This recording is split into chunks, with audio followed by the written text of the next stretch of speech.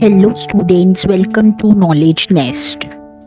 Class 10th का ये the making of a global world history का चैप्टर समझेंगे। एक ज़बरदस्त सफ़र पर आज हम निकलेंगे जो कि है ग्लोबलाइजेशन का। ये सिर्फ एक मॉडर्न कंसेप्ट ही नहीं है बल्कि इसकी कहानी हज़ारों साल पुरानी है। चलो आज हम एक एक चीज़ को बहुत ही अच्छे से समझते हैं। तो सबसे पहला, प्री मॉडर्न वर्ल्ड शुरुआत कहाँ से हुई थी?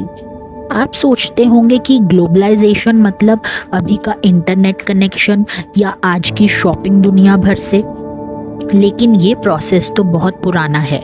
हजारों साल पहले भी लोग एक दूसरे से ट्रेड यानी कि माल का बेचना और खरीदना, दूसरे मुल्क में काम ढूंढना या यात्रा पर निकल जाना, ये सब होता था।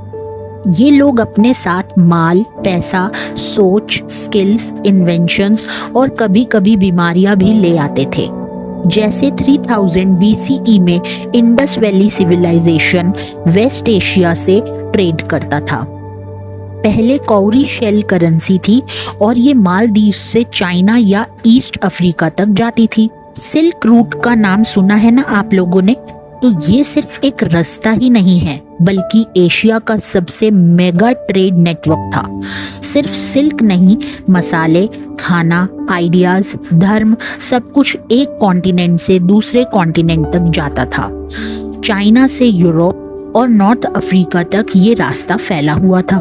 इस रास्ते से सिर्फ माल ही नहीं, मिशनरीज यानी मिशन पर निकले जो लोग होते हैं जैसे कि क्रिश्चियन, मुस्लिम और बुद्धिस्ट लोग भी गए और नए आइडियाज उन्होंने फैलाए। अब फूड ट्रैवल्स आता है, स्पेगेटी एंड पोटैटो।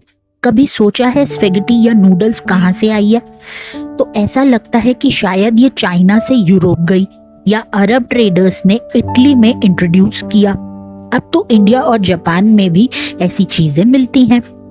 आज के ज़माने के कॉमन फूड्स जैसे कि पोटैटो, टोमेटो, मेज, ये सब अमेरिका से आए हैं कोलंबस के बाद।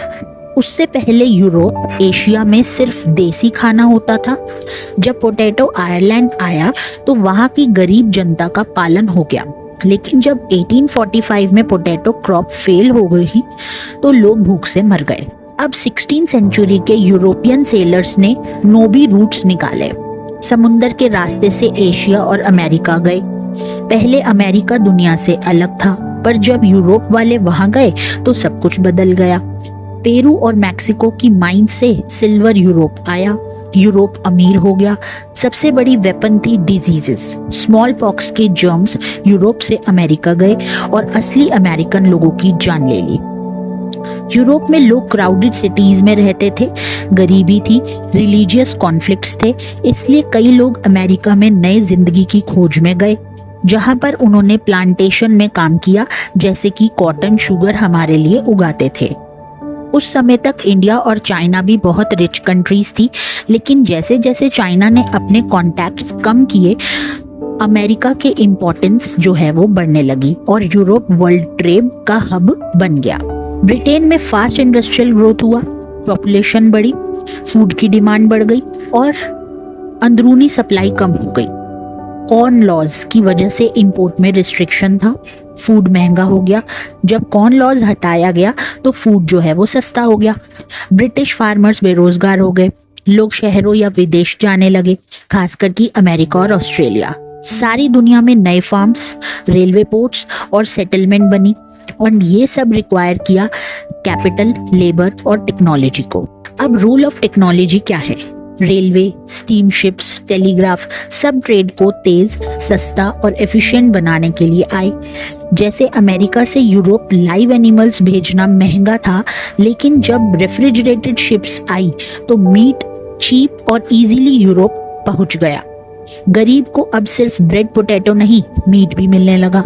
कॉलोनियलिज्म का डार्क साइड क्या था कि 19th सेंचुरी का वर्ल्ड केवल रिच होने का टाइम नहीं था।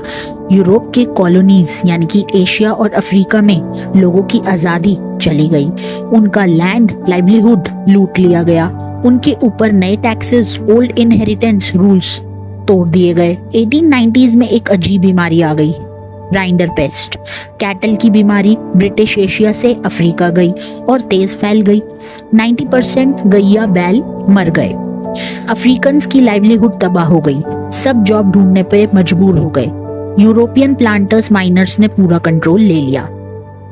ब्रिटिश पीरियड में लाखों भारतीय इंडेंचर्ड लेबर बन के Fiji, Caribbean, Mauritius, South East Asia में प्लांटेशन काम लेने चले गए।